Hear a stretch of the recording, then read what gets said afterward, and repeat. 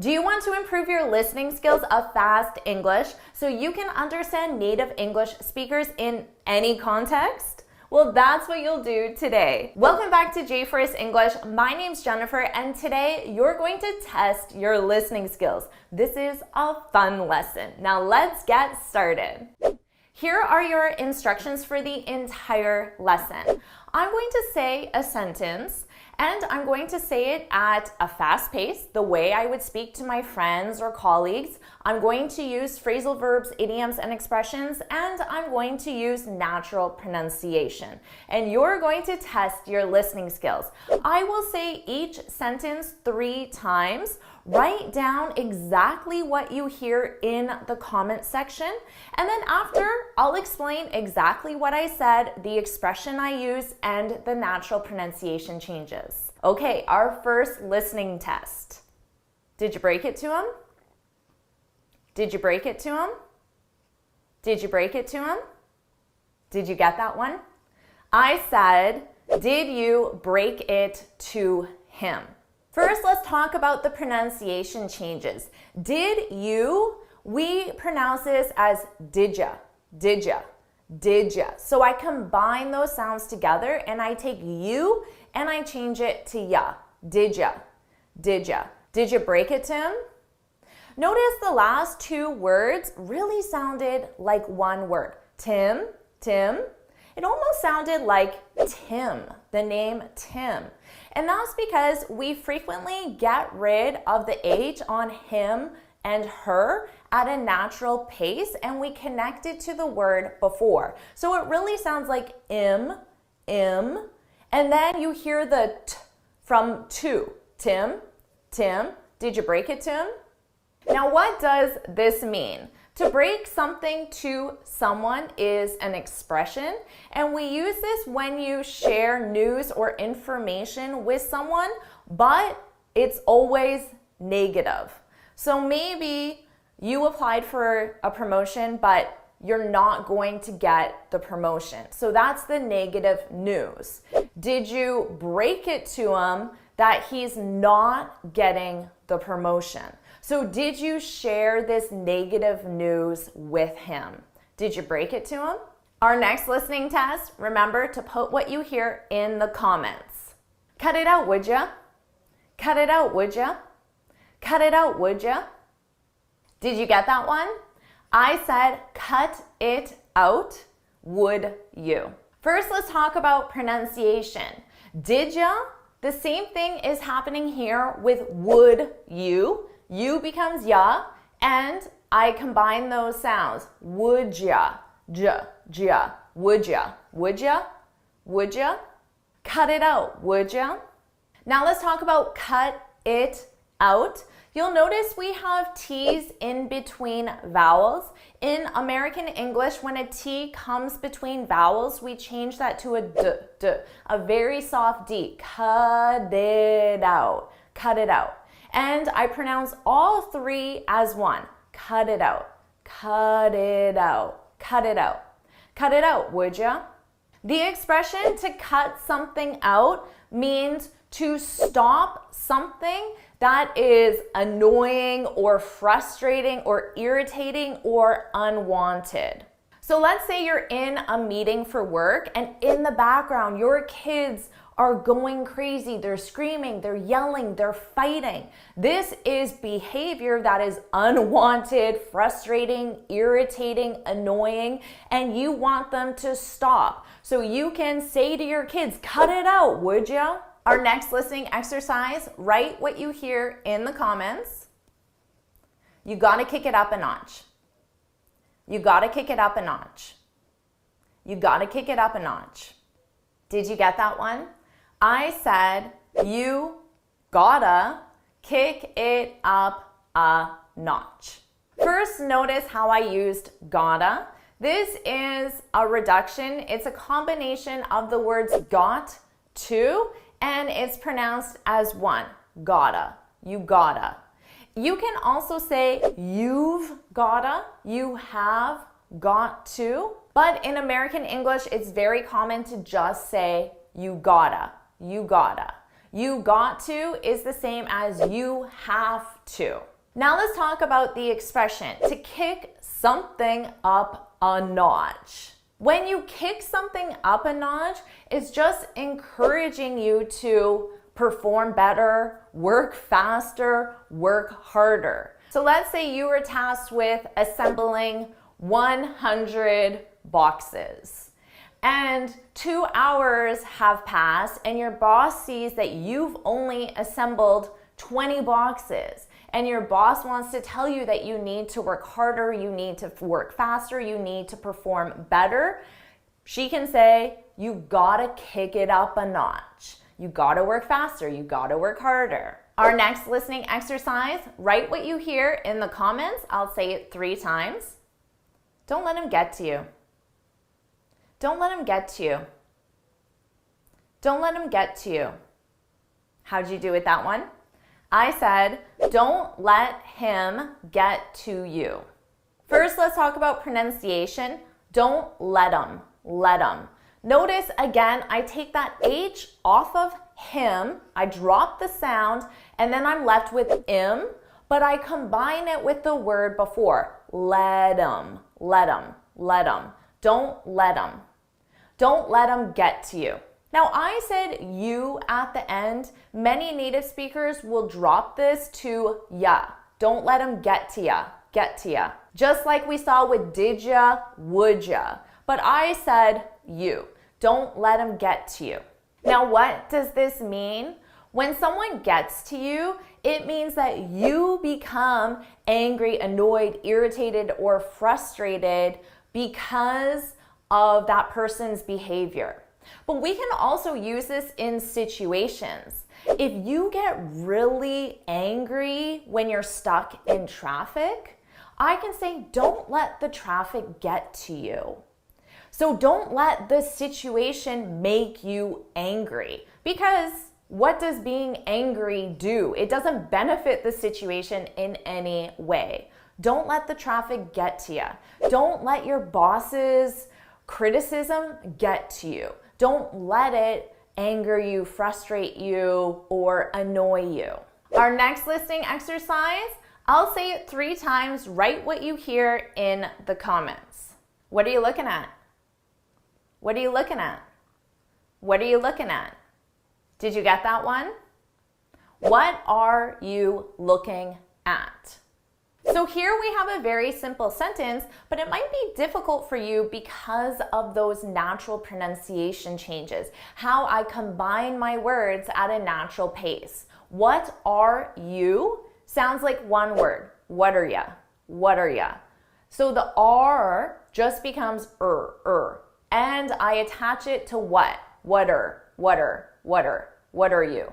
Now, I think I said you, but you can also, again, shorten that to ya, and native speakers commonly do that. So get comfortable with it. What are you?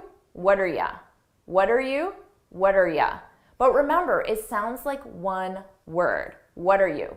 What are you looking at?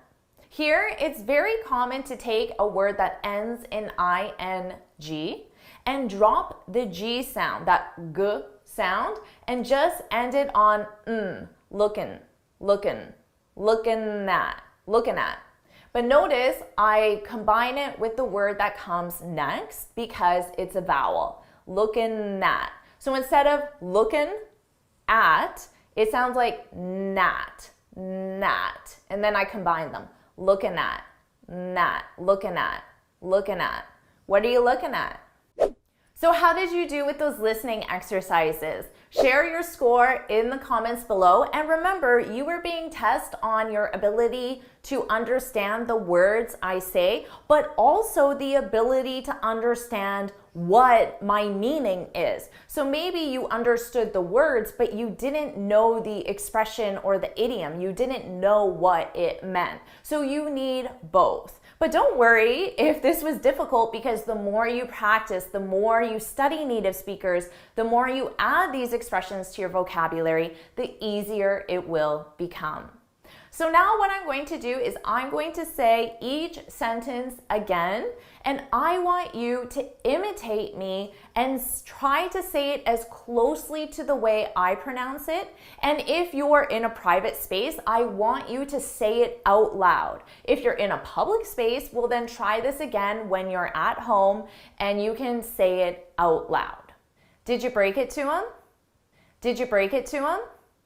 Did you break it to him? Cut it out, would ya? Cut it out, would ya? Cut it out, would ya? You gotta kick it up a notch. You gotta kick it up a notch. You gotta kick it up a notch. Don't let him get to you. Don't let him get to you. Don't let him get to you. What are you looking at? What are you looking at? What are you looking at? Now practice this again and again until you feel very confident that your pronunciation is close to mine. And if you enjoy studying native English speakers, I want to tell you about the Finally Fluent Academy. This is my premium training program where we study different native English speakers from TV, movies, YouTube, and the news so you can improve your listening skills of fast English and add these common phrasal verbs, idioms, and expressions to your speech using advanced grammatically correct speech. So if you'd like to learn more, you can look in the comments below, and once you join, you'll have me as your personal coach. What do you mean she can't make it? Did you hear what I just said? What do you mean she can't make it? I said, what do you mean she can't make it?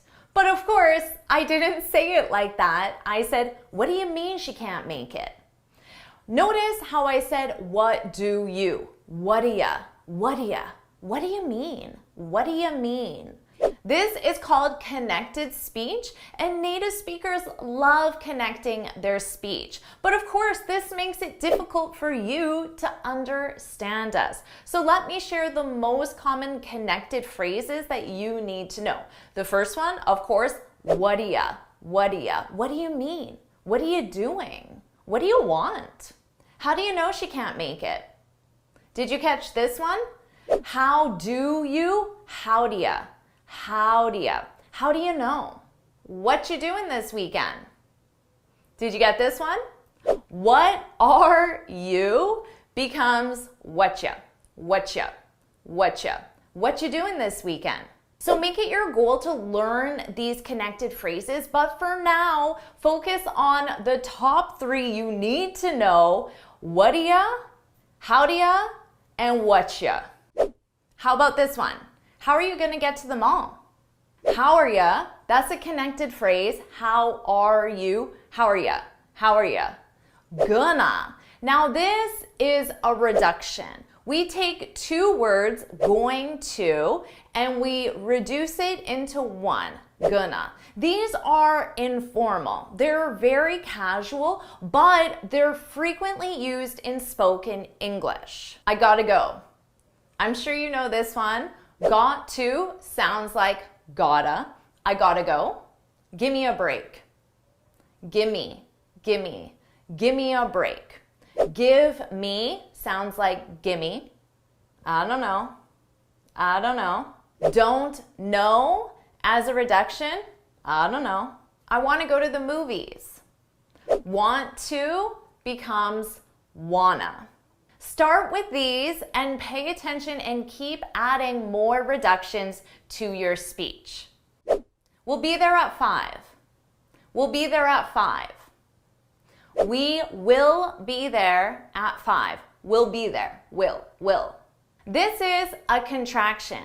We take 2 separate words and we form one word. The thing you need to know about contractions is that they are grammatically correct. You can use them in your spoken English and your writing, and although they do sound more casual, they are grammatically correct. I would never say it is a hot day.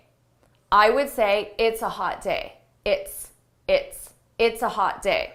I would not say she is my friend. I would say she's my friend. She's my friend.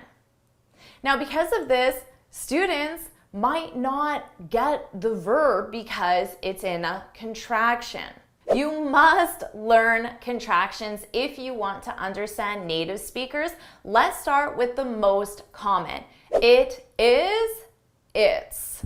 There is, theirs. I have, I've. You are, your.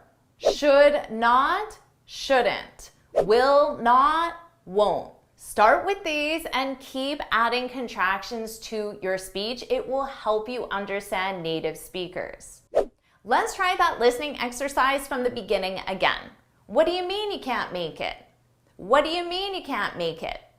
I'm sure you already understand this a lot more because you now understand the connected speech.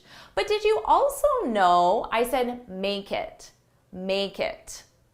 Now, if you looked at each individual sound, it sounds like May, kit.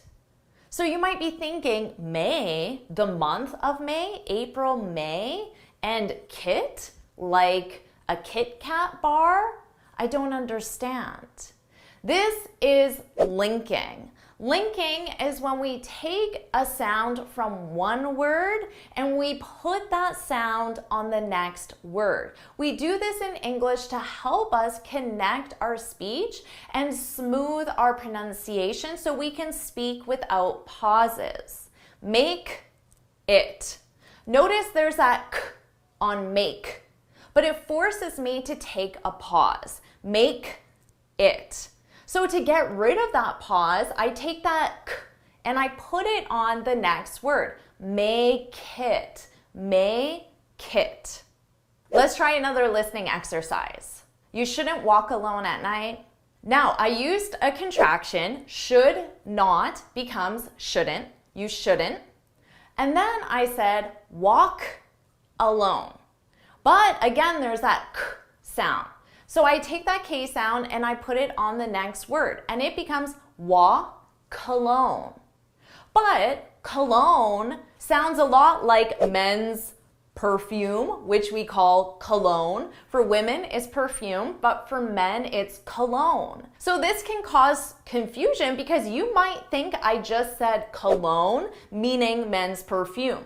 But this is part of walk alone. Walk alone. Walk alone with linking. The best way to get comfortable with linking is to study native speakers. So instead of listening to an entire 30-minute episode, just listen to one sentence on YouTube or on TV and pause and listen to that sentence many, many times and really get comfortable with how those sounds are pronounced together. And really get comfortable with how those sounds are pronounced at a natural pace. Let's try a listening exercise. I got a lot of merch. I got a lot of merch. I got a lot of merch. Here I used a reduction. A lot of is pronounced a lotta, a lotta. Now what is merch? Maybe you understood the sound, you understood I said merch, but you have no idea what that means. That's because native speakers, we shorten words all the time for no reason. This is very casual and informal, but it's done in both a professional and social context. So merch is short for merchandise. If you work in a company that buys and sells products, most likely your coworkers will say merch, and you might not understand what they mean. That's a fab dress. Fab is short for fabulous. I have to take my cat to the vet. Vet is short for veterinarian. Are we meeting at HQ? HQ is an acronym for headquarters, which is the head office, the main office of a company. But pretty much everyone calls it HQ. So when you're studying native speakers, listen for these shortened words and just make a list of them and keep adding the most common ones to your speech. Let's try another listening exercise. You gotta cut it out. You gotta cut it out. I used a reduction, got to, gotta, you gotta. Cut it out, cut it out, cut it out. Now maybe you heard the what and you're thinking, what does Jennifer have to cut out? Does she have to cut something out? But no, because this is an idiom. So to understand native speakers, you have to learn phrasal verbs, idioms, and expressions because we use them all the time. Take a look at this article from Forbes magazine. Now, everything I have underlined is either a phrasal verb, an idiom, or an expression. And they don't have literal meanings. So maybe you understood the word cut, but that doesn't help you understand my message because it doesn't have a literal meaning. Now, there are hundreds and hundreds of phrasal verbs, idioms, and expressions, but don't worry because I have many video tutorials on my channel already. So make it your goal to add one a day, one phrasal verb, idiom, or expression a day, and that will be 365 in 1 year. And by expanding your vocabulary with these phrasal verbs, idioms, and expressions, it will really help you understand native speakers. Here is how this lesson will work. I'll say a sentence 3 times, and you need to write down exactly what you hear. After, I'll explain the pronunciation changes that I used in spoken English, and I'll explain what the expression means. Are you ready for your first listening exercise? Get out of here. Get out of here. Get out of here. Did you get this one? I said get out of here. Let's talk about a common reduction, outa. Out of, side by side, you can pronounce as outa, outa. Get out of here, get out of here. And if you don't feel comfortable using that in your speech, that's fine, but you should understand it because native speakers use it the majority of the time in spoken English. Outa, get out of here, get out of here. And maybe you understood the words, but did you understand the expression? This might be a trick question because there are actually 2 totally different meanings for this expression. There's the more literal meaning where I want you to leave the room that I'm currently in, being here. Get out means leave, of here, of the room I'm currently in. So I'm recording this video and my annoying little sister barges in and starts talking. Get out of here. That's what I would say. Now, most likely you're going to say it with a little bit of anger or annoyance. Get out of here. And it's not a very polite expression. So if you politely want to ask someone to leave, don't say, get out of here. You should say, would you mind leaving?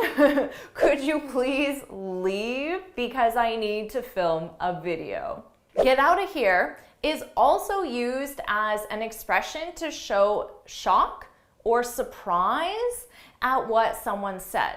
So let's say my friend just told me she's going to move from Chicago to Australia, around the world, and she has lived in Chicago her entire life. To show my surprise or even shock, I could say, get out of here, get out of here. It's almost like saying, really? Wow, I can't believe it. Get out of here, get out of here. Now with this expression, it will be lighter. There won't be that anger or annoyance in it. Get out of here. There'll be more surprise in it. Get out of here. So the meaning will depend on the overall context of the situation, and also look for the tone of voice because that can be very helpful to decide. Our next listening exercise, I'll say it 3 times. Give me a break. Give me a break. Give me a break. Did you get this one? Give me a break. Pretty easy, right? Did you hear that reduction? Give me, gimme, gimme, gimme. Again, you might not feel comfortable using reductions in your speech, but you should understand them because native speakers use them most of the time. Give me a break. What does this mean? This is another expression. We use this to express disbelief in what someone says. Let's say I am watching TV late at night and I see an advertisement for a pill that is supposed to help me lose 20 pounds overnight. That's what the ad says. If I want to show my distrust or disbelief with this ad, I can say, give me a break, give me a break. There's no way that's true. Give me a break. So that's a fun expression you can use, and remember that tone. You'll want to add some sarcasm into this. Oh, give me a break. Do you want to keep improving your listening skills of fast English? Well, then I want to tell you about the Finally Fluent Academy. This is my premium training program where we study native English speakers on TV, movies, YouTube, and the news so you can improve your listening skills, learn common expressions, and learn advanced grammar as well. Plus, you'll have me as your personal coach. You can look in the description for more information on how to join. Are you ready for another listening exercise? I'll say it 3 times. My sister'll know. My sister'll know. My sister'll know. I said, my sister will know. Did you hear the verb will? My sister'll know. Probably didn't hear it, but maybe based on the grammar, you understood that it has to be there because my sister know doesn't make any sense. Something's missing. My sister will know.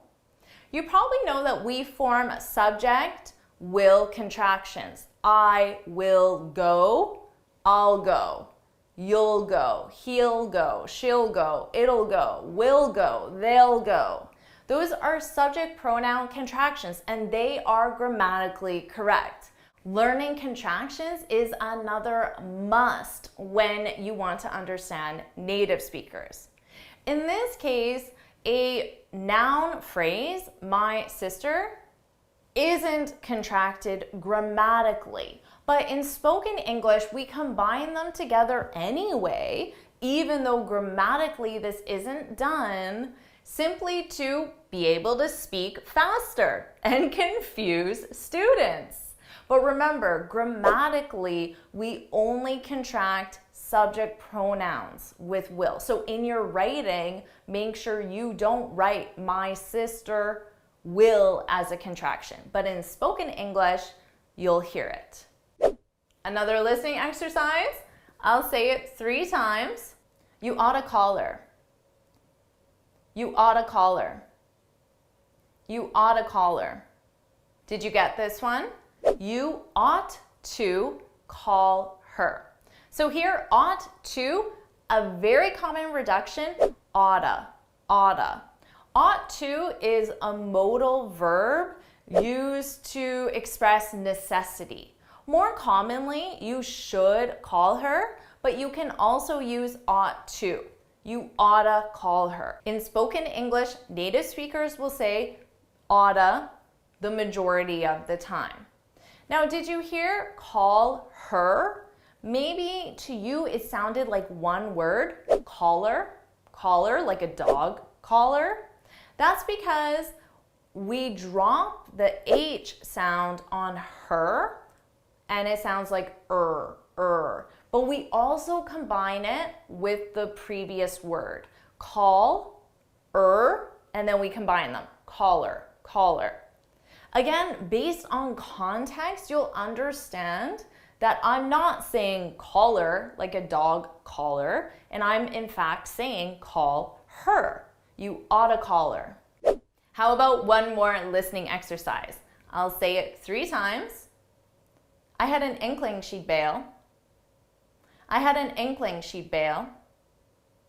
I had an inkling she'd bail. Oh, did you get this one? I had an inkling she'd bail. She'd bail, she would, as a contraction. This is a grammatically correct contraction. She'd bail. I had. Had can also be in a contraction with a subject pronoun when it's the auxiliary verb. So if I turn this into the past perfect, I had gone, I can say I'd gone, because then had is the auxiliary verb.